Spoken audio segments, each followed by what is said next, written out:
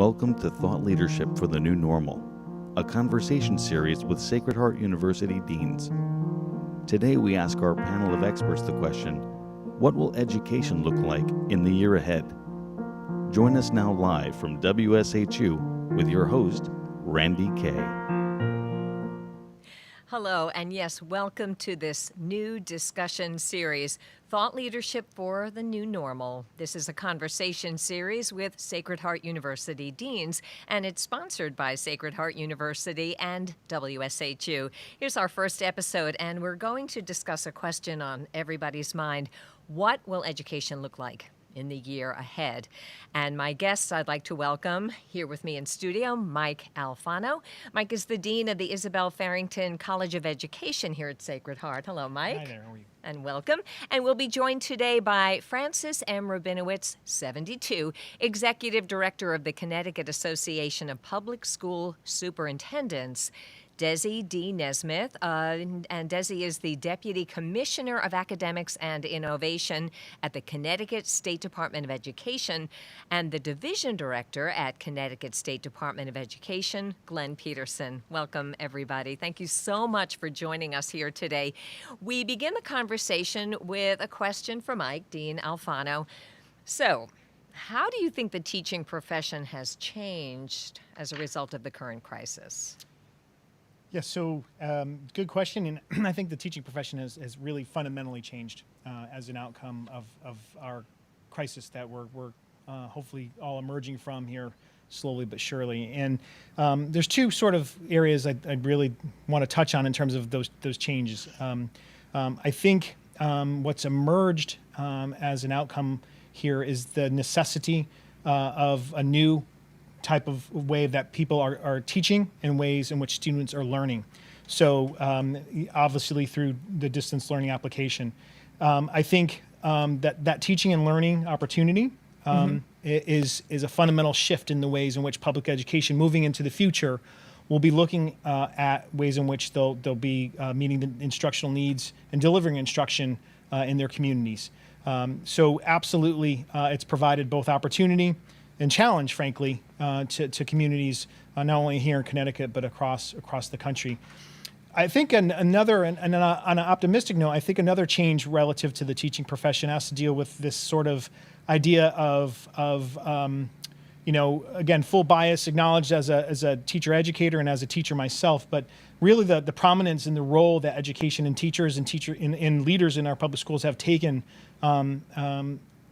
during this crisis. I think we use the term quite frequently over the course of these last several months around essential workers, and I think the essential nature of our teachers and of our school leaders has come to the fore, I think, in a way that has fundamentally changed the prominence and visibility of our profession, and it's something I'm very proud about. And certainly seeing multiple examples across numerous communities in our state and around our country where teachers and school leaders have risen to the challenge and really put, in many instances, the best foot forward for our profession.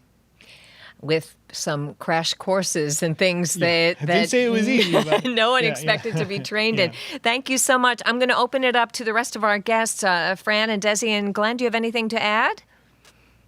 You know, I'd like to just echo what Dean Alfano mentioned. As a former fifth grade teacher, being married to an educator, I have two young students. My daughter just finished third grade and my son just finished first grade.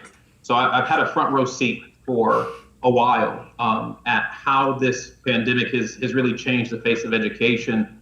And just I want to applaud our educators, our teachers, our district leaders, and how quickly they were able to pivot to provide opportunities for kids.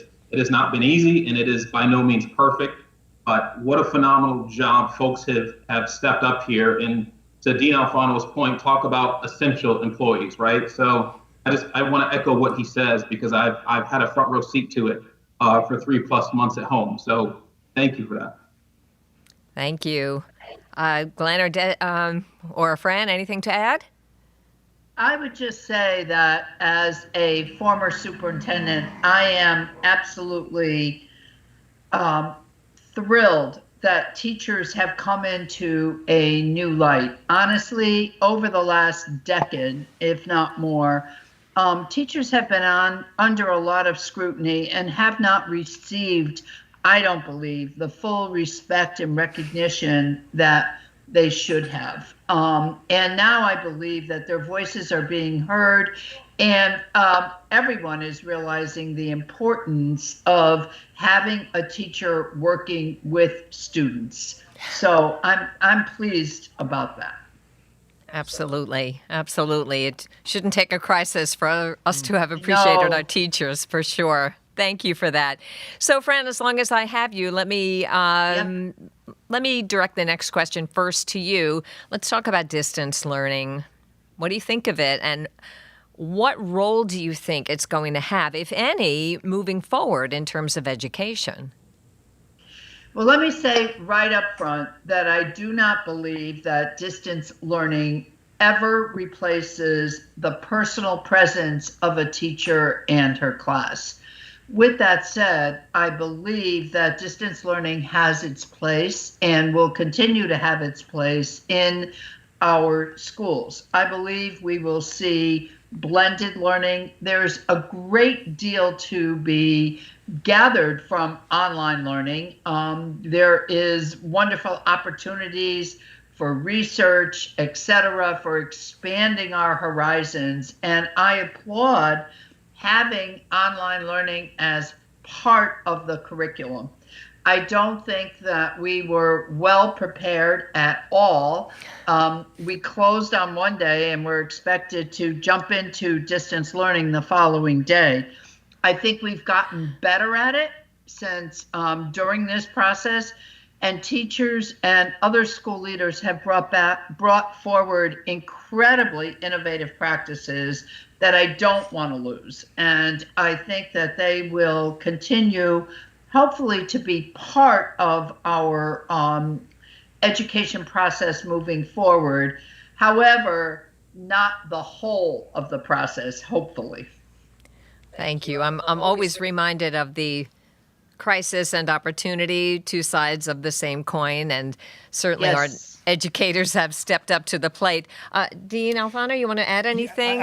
I would just want to echo what Fran said around that the spark of innovation clearly has been ignited as an outcome of our crisis. But I absolutely want to echo another sentiment Fran shared, in that you can't replace that social emotion component of what happens in schools every day, where the nature of coming to a place, in a place called school, where so much learning occurs in and outside of the classroom, and that outside of the classroom piece about the social emotional development of our young people cannot be replicated online. Absolutely. Thank you. Thank you. Anybody else with anything to add, or I can? All right, No, Desi. I go want to ahead. echo what Fran and Mike said, particularly around the fact that distance learning is not a replacement for an educator in any way, shape, or form. Rather, it's a tool as part of a larger toolkit that is accessible for educators, but it does not replace the teacher. I think that echoes throughout conventions, any kind of in-person meeting, theater. We're all trying to do it online, and we've discovered that there are ways to do it, but it's not quite the same thing. So I think we're all kind of agreeing that, yes, we are now exploring this amazing area, but it won't be a substitute for in-person, but a great addendum. So Desi, while I have you, let's talk about academic supports. What can students and families expect through the summer and into the fall? So first, I want to acknowledge the supports that have been provided for the past couple of months in conjunction with our agency, our partners in the districts, and our partners in other areas. We've been able to put out quite a bit of resources in a short amount of time for students and families and educators. We've released a series of resource guides that include materials for teachers to be able to use in both print and digital formats. We've also been able to provide information for educators to access through what is known as the RESC repository, which is a repository of information, content that has been vetted, that is out there, that is no cost for educators and districts to utilize. We've also held at the department a series of professional support series, we call it. And that has covered everything from academic support to social emotional supports, supports for our special needs students, our families, frankly. We've also done some resources around our districts that have had some best practices, because we've had some districts who have been able to pivot very quickly, and they have done a really good job. And I think it's important that, you know, we're in the middle of this crisis, but it's also important at the same time to highlight the folks who are doing things really well so that we can share and learn from each other. So I want to start by giving credit to the things that have taken place. We're excited about some of the things that we're going to be rolling out in the next couple of weeks and months at the department. One of those things is going to be known as the CT Learning Hub. It will be an academic portal that is accessible statewide for all students to utilize, that will have high quality materials. There will be different modules, professional learning opportunities for parents, for students, for educators.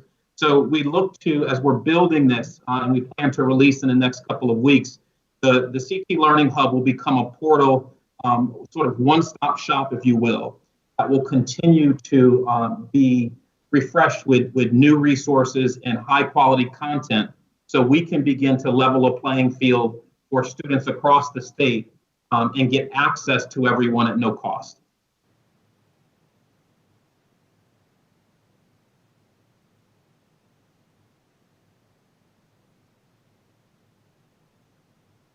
I can't hear you. Question, anything Can't hear you. to add? Glenn or?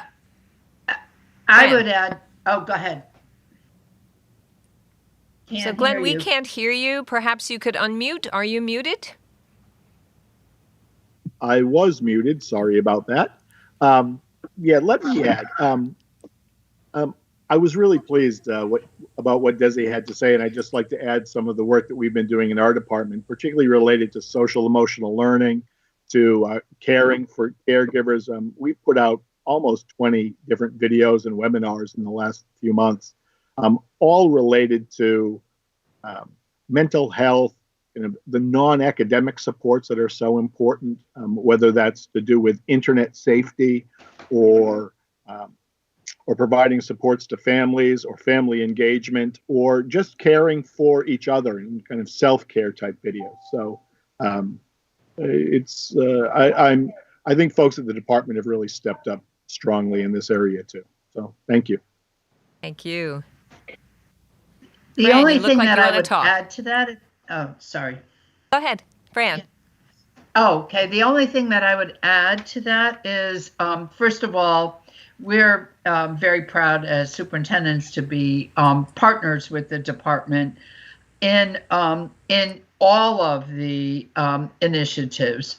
I would say that superintendents and administrators and teachers are very, very aware that children are going to come back to us when they enter that brick and mortar school in very different places. And we're going to have to look at the whole child. We're going to have to understand that some children are going to come back with trauma. Some children will come back having lost some of their academic growth from the year before, because frankly, they haven't been connected, or they haven't been able to access the same learning that they did when they were in school. And I think we have to be incredibly aware of that. And I'm hoping that there will be very innovative interventions, longer school days, et cetera, that can happen so that children can fully benefit from that. The one thing I don't want to see happen is superintendents and school leaders meeting teachers at the door and saying, you've got to catch these kids up.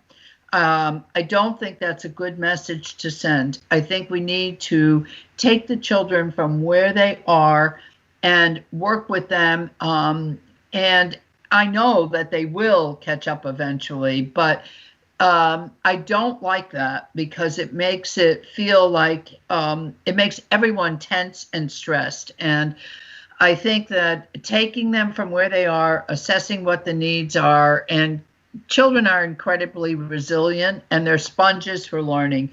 we will get to where we need to get without putting additional stress on our teachers and children. Thank you. So you brought up the whole child. So getting back to normal, whatever and whenever that is not just academic, then it's social and it's emotional for the teachers as well as for the students, because we'll all have Yes. adjustments to make. So let's talk about approaching the year ahead. Is there an issue, I'll start with you, Glenn, is there an issue that you can share that we should all be working collaboratively to address? Well, I think Fran and you both were a beautiful segue into what I had to say, because all I want to talk about is social emotional learning and mental health.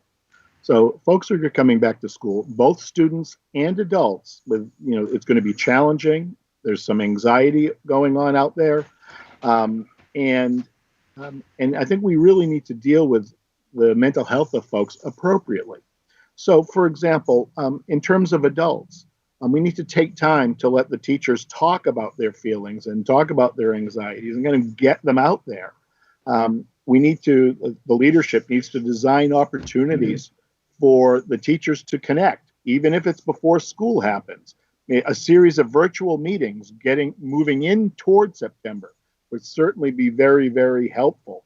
And we need to basically, I think, have structures in place in case there are mental health needs, whether that's access to community mental health, 211.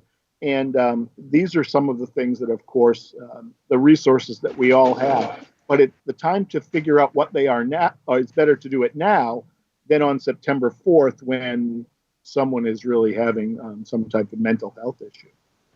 I think the same is true for students.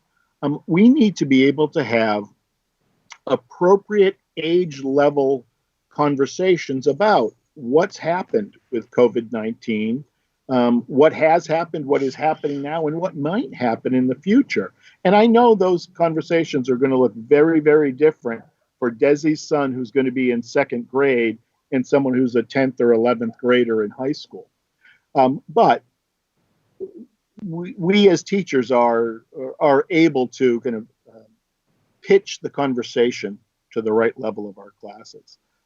So I think that social emotional learning and our mutual mental health are really the things that we can work together and collaborate on.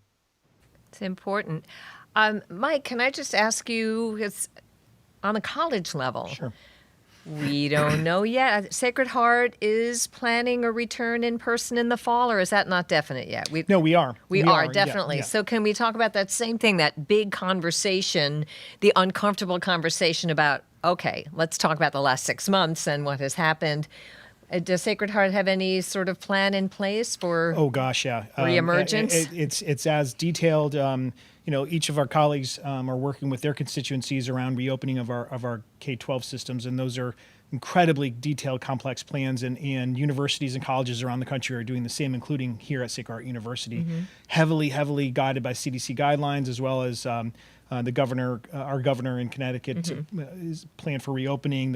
Our commissioner of education has been on that group, and there was a subcommittee dedicated to the reopening of higher education. It's a very detailed process. It's a 4-stage process to which we're making great progress. We will be open, all other things being equal, under a not a typical fall, but certainly a fall that we can meet our students and hold our academic mission to the highest rigor in a way where students can be back on campus. All right, thank you. And I imagine this is a work somewhat in progress as we figure out during the summer exactly Absolutely. how, look at the numbers and see how everything is playing out. Daily, numerous times. Yeah. Similar to colleagues in our public schools. Absolutely. I know it's very hard when we don't have a definite timetable. Yeah. But we're all doing our best. We are doing our best. And that's why we're here. While I have you, what are your hopes for the teaching profession moving into the future as we come out of this crisis? Several colleagues have touched on this, and we spoke about innovation and that sort of how innovation is really come to the fore in as a result of the pivot of our school teachers and leaders. And as folks have also said, it's been a difficult transition. It's gone well, but in terms of, I think, a hope would be that as we continue to learn and we get some distance from this crisis, that that seamlessness between an online experience and an on-ground experience becomes much more blurred. I had spoken about teaching and learning and how one of the changes is that teaching and learning in our society has really fundamentally changed as an outcome of, in my view, in terms of what we're experiencing in this crisis. But right now, it's an either or. We're either completely educating our young people online right now, or they're going to come back. But we're already starting to talk about a hybrid experience, like Fran spoke about. Those experiences, it's my hope that those become more and more seamless as we better understand how people teach and learn in those sets of dynamics. And I guess, again, to sort of talk from that sort of optimistic perspective, it comes back to the teaching perspective. My hope is that the teaching profession, and Fran touched on this beautifully, that the perception of the teaching profession has been elevated significantly and where it ought to be as an outcome of how our teachers and leaders have really met the challenge head on, literally overnight. So that's also hope that momentum that we've garnered as a profession continues on after we return to some semblance of normal in the months and years to come. All right, thank you. It's certainly a profession of constant reinvention and reaction to crises. And so I'm going to open it up to those on Skype. Anything to add? Hopes for the teaching profession in the year ahead? No, Mike's answer was perfect. Perfect. All right. Well, we have more to ask you. Let's go to you, Fran. All right. Let's just ask the big question. How does it look for September for schools and education? So, Randye, that is a fluid question. And I would say to you that if there is one thing that has been difficult for us as school leaders over the last couple of months is the ambiguity. It's very, very difficult. A month ago, I would have said something different than I'm going to say today. With the indicators as they are and going down, I'm hopeful that we can safely bring back many, many students, if not all of the students. And I would say to you that if the indicators continue to go down and we can find ways to ensure that our students are healthy and safe, and our staff is healthy and safe, continue the distance learning, continue the use of masks, etc., and certainly the sanitary conditions, I am confident that we will bring many, many students back, if not all. Now, when I say that, it could change tomorrow if the indicators for COVID-19 in Connecticut change. That changes the plan that we have. And as educators, we're very planful people. So the plan we had as a Reopen Connecticut committee 2 weeks ago is already ancient history. We're working on a new plan with the State Department of Education. And we're looking at all of the indicators, and we're talking to transportation. We're talking to school districts to figure out how they can accommodate. And, of course, safety is the top issue and the top piece that we're looking at.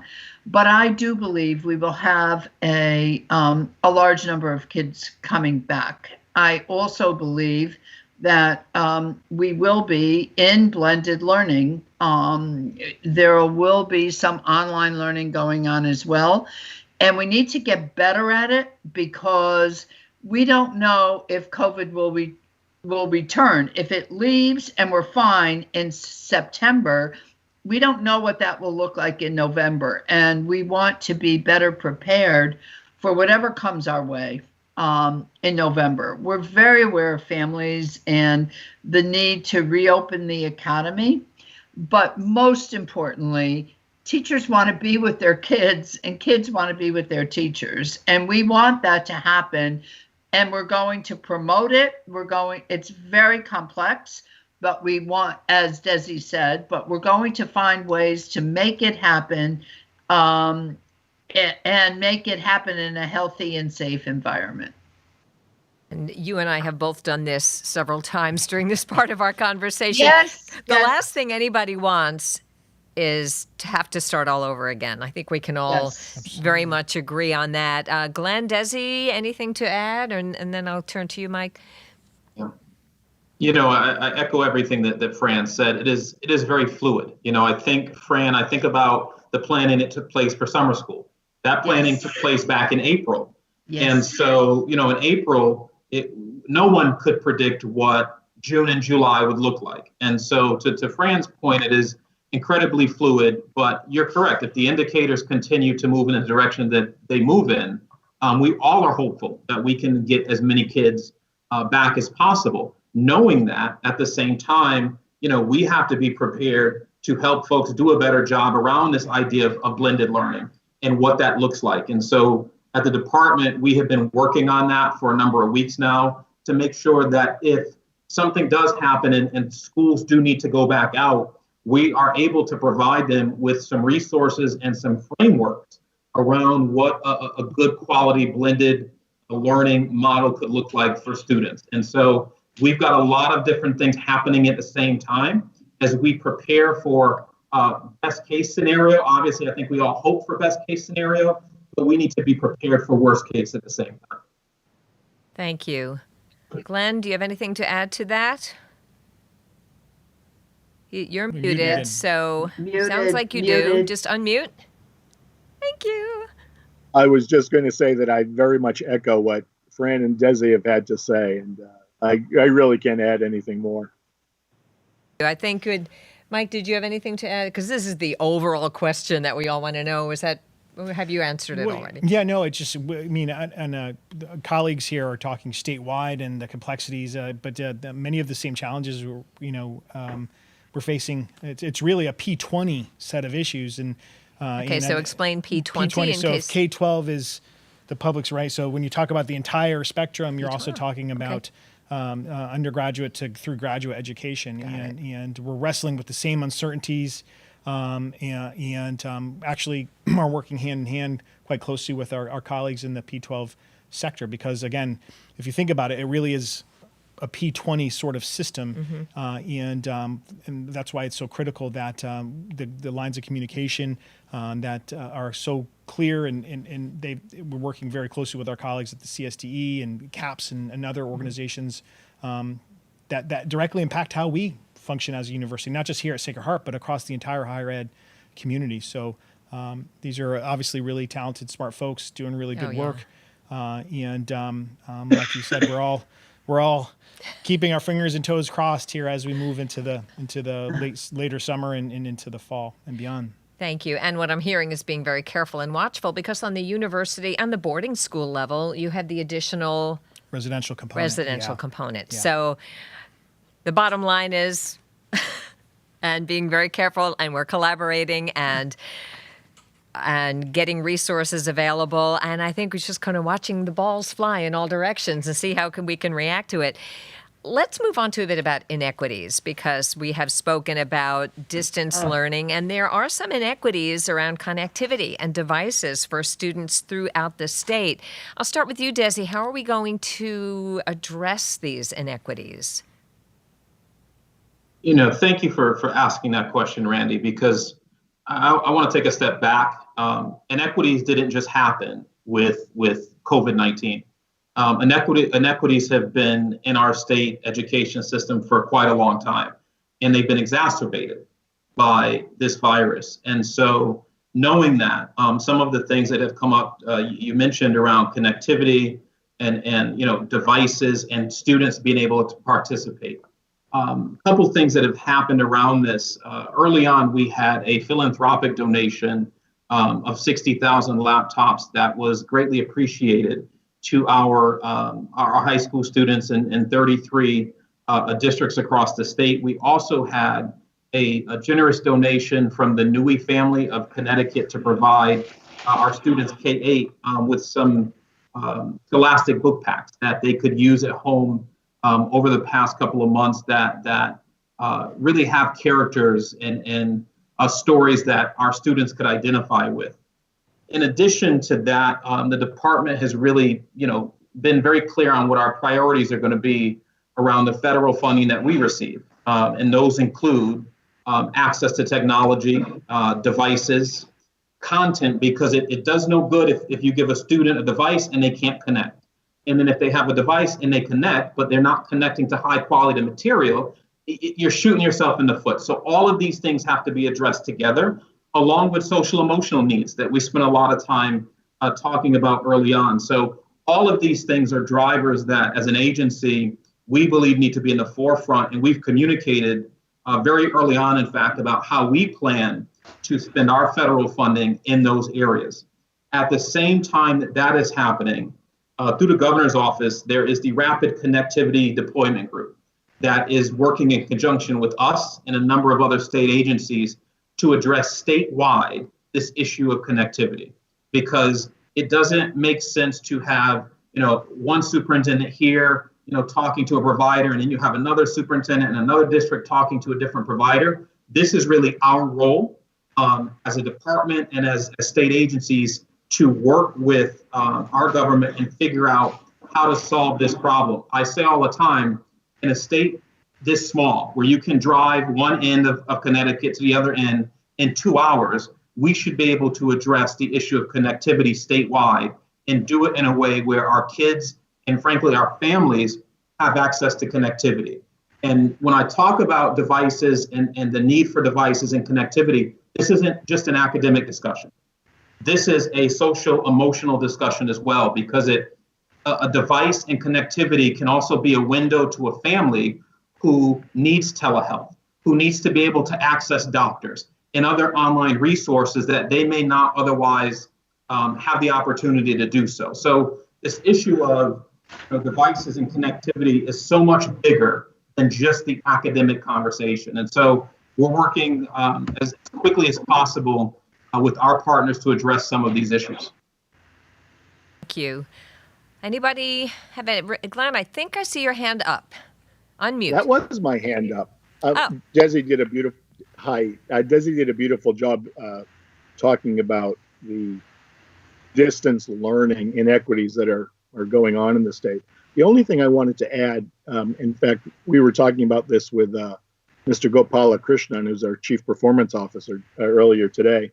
But one of the things that we need to do is there are families that need training on how to use devices and how to connect, and so I think that's just the one thing I wanted to add. Is over the next few months, including into the beginning of the next school year, we need to be thinking about how to make sure families can not only have the devices and connect, but use them effectively. Well, thank you. Fran, anything to add?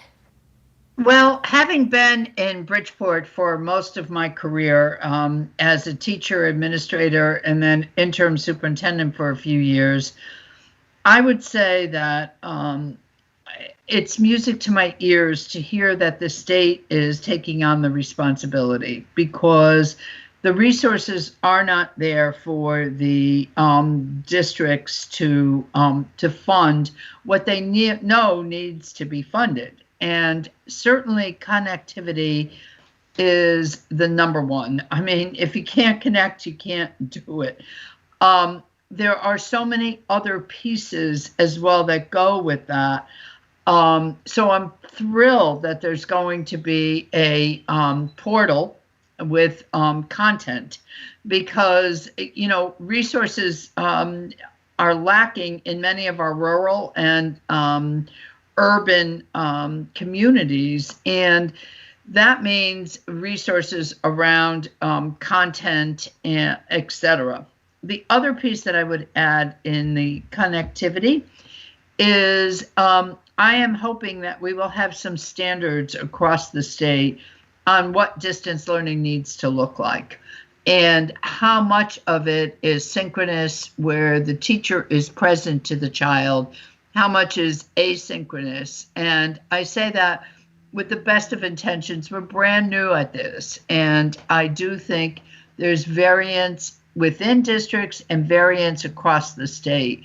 And, both Glenn and Desi spoke to best practices. I think we have them out there, and we just need to move them statewide.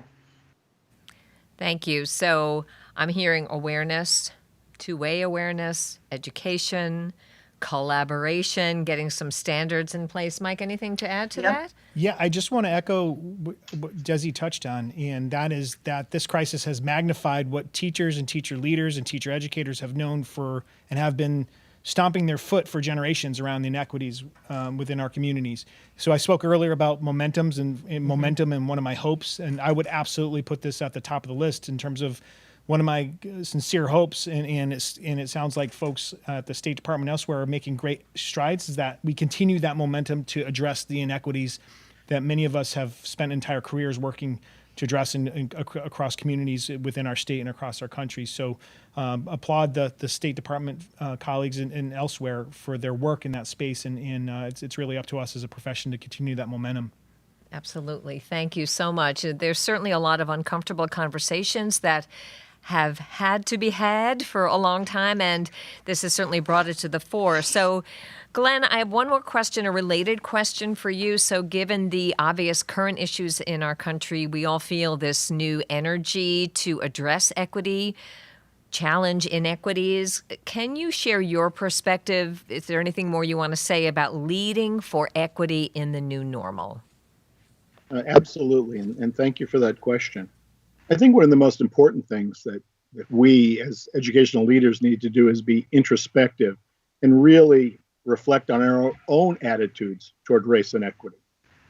Fran and I were actually working on this issue through the winter and into the early spring before we closed for the pandemic with the commissioner. So we had kind of plans in place to kind of address what we recognize as some critical problems, and they've only been, to use Desi's word, exacerbated since that time.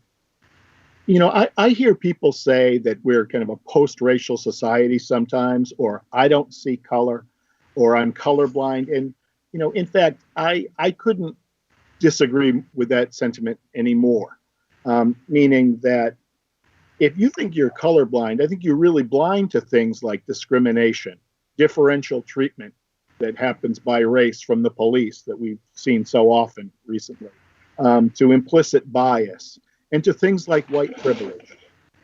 So I want to share a personal story. I'm a middle-aged, highly educated, middle-class white guy. And in the early 90s, I had the, I think, great fortune to do what was, I think, a life-changing experience. I was trained to be an anti-racism trainer. And I really thought until that time that I earned everything I had. I earned a good college degree because of my own efforts. And it wasn't just my own efforts, because, at birth, I felt like I, had kind of was already on second base due to white privilege. And I guess what I want to share is I read an article in the early 1990s by a woman named Peggy McIntosh called Unpacking the Knapsack of White Privilege. And it really opened my eyes to a world that I thought I knew pretty well, but really didn't. And, what I learned is, sorry, I was getting a little feedback.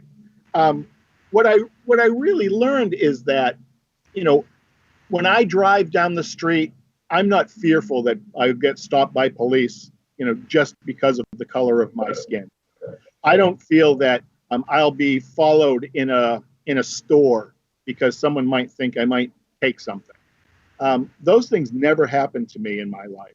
And I know that's not true about people of color. And so I think that's one of the critical aspects that we need to deal with going forward. I'm really proud that we had started that work already. But frankly, I was on a webinar yesterday, kind of part of our equity series that we were doing. And Dr. Darren Graves, who was making the presentation, put up a picture of Martin Luther King from 1967, which was, we're talking about over 50 years ago, when Dr. King was saying, now is the time to make these changes. And 50 years later, we're still having that same conversation. It saddened me to see that yesterday, given what's going on today. So, thank you. Thank you. I will share that I was a diversity trainer with the Anti-Defamation League for about a decade, and the training for that, I had a similar experience. It was like, oh my God, I am the lucky recipient of white privilege. I had the same reaction, and in my life, I feel a little bit of the anti-Semitism, but it's not the same. And these conversations are maybe we're having them a little more honestly than we did, but that's a topic for a whole other show for another time. But thank you for that perspective. Let me open it up to the rest of you if you have anything you'd like to add to that. I think Glenn did Fran, go ahead. An excellent job. I would say to you that one of my things, I've had more than 40 years in education, and I do believe that we still have miles to go in the whole equity piece. I was fighting in the 1970s in Bridgeport. I was fighting because I was a teacher on the east side of Bridgeport. We didn't have the same materials as the north end of Bridgeport. And it just continues on in different ways. One thing I would say to you is I absolutely believe, and we haven't achieved it yet, but if we could teach every child to read by the end of first grade, we would be a step further in equity. Yes, we need training. Yes, we need all of that. But I do believe that that is one of the factors that causes people to have lack of opportunity. That's all I'm saying. And I believe that reading is crucial. I know it sounds pedantic, it sounds base, but it is something that I am going to devote myself to during my these last years in education, because I do believe that there's capacity there for every child to read by the end of first grade. And unfortunately, they're not. And I think that this is something that would allow us a huge step toward equitable practice for all. Thank you. So we have just a couple of minutes left, and to refocus the question, what can we as educators and leaders, trainers of other educators, do within our own systems, within our state, within our universities to continue to keep the inequities in the forefront, that we're aware of them, and teach our children well? Any other thoughts or ideas? I'd love to jump in on that question, Randy. I think the first step is that we need to acknowledge these inequities exist. I think that, not everybody believes that these inequities exist. And to Fran's point, if you look at Bridgeport and you look at Fairfield, you can highlight inequities. So the first thing is to acknowledge that they exist. And another piece of this is, as we're making decisions, whether it's in a classroom, whether it's at a building level or a district level, it has to be done through a lens of equity. And this isn't just about having conversations and giving opportunities to subgroups of kids. This is about providing opportunities for all kids. So I think we need to acknowledge that it is an issue, and then we need to look at making decisions differently than we've done in the past. Thank you. Mike, anything to I add? completely agree, and just highlight the idea that that works from a systems perspective, both from the bottom up and from the top down, and we all have a part to play in that process. So from here and other places around the country that are preparing teachers and leaders, that has to be top of mind in terms of how we're bringing people into the profession, and we're preparing people to lead at the school and district level, not some sort of add-on in terms of it's one module and one course in one moment of time, but really a holistic way of looking at what's occurring in our country right now, what's long been happening in our country, and really integrating that thoughtfully in everything we do in terms of how we're preparing people to enter into this profession, because they play such a powerful role at getting at these very societal issues that our panel has been talking about these last few minutes. Thank you so much. So before I close out, anything pressing that you're dying to add to the conversation before I say thank you? I'll jump in as not as a deputy commissioner, but as a parent, as a former teacher and a former principal. I just want to say thank you to all of our students, our educators who have had to pivot to this online learning, our families who have had to go from sort of care provider to being at-home educators, to my own kids' teachers. Alex and Kimball have had some amazing teachers. I live in Windsor. I'm very proud of what I have seen from all of our different stakeholders the past couple of months. And I just think I just want to take a second to acknowledge and let folks know how greatly appreciative we all are of everybody stepping up here and the efforts that have been made for kids across the state, including my own. So for me, I just want to say thank you. All right. Thank you. Well, this has been a delightful conversation, eye-opening, and many unanswered questions, but I can't think of a better crew of people to lead the charge. So I want to thank you, Michael Alfano, Dean of the Isabelle Farrington College of Education at Sacred Heart University. Thank you. And joining us via Skype, Francis M. Rabinowitz, Executive Director of the Connecticut Association of Public School Superintendents, and Desi D. Nesmith, Deputy Commissioner of Academics and Innovation and proud dad at the Connecticut State Department of Education, and Glenn Peterson, Division Director at Connecticut State Department of Education. This is the Thought Leadership for the New Normal conversation series with Sacred Heart University deans and welcome guests and experts. It's sponsored by Sacred Heart University and WSHU. Please join us again on July 1st when we'll have our next episode. This has been What Will Education Look Like in the Year Ahead? I'm Randye Kaye, and thank you so much for joining us. Bye.